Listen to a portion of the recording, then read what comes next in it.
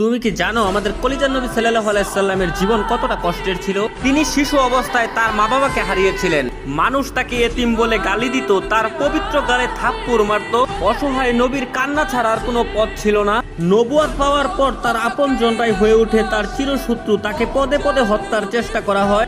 মানুষ তার শরীরে ময়লা আবর্জনা ছুঁড়ে মারত, তার রাস্তায় কাটা বিছিয়ে রাখতো। মানুষ তার শরীরে পাথর মারত। মানুষের ছুরা পাথরে নবী করিম সাল্লাল্লাহু আলাইহি সাল্লামের দাঁত মুবারক শহীদ হয়ে যেত। নিকৃষ্ট পাষাণরা নবীর পবিত্র মুখে থুথু পর্যন্ত ছিটিয়ে দিয়েছিল।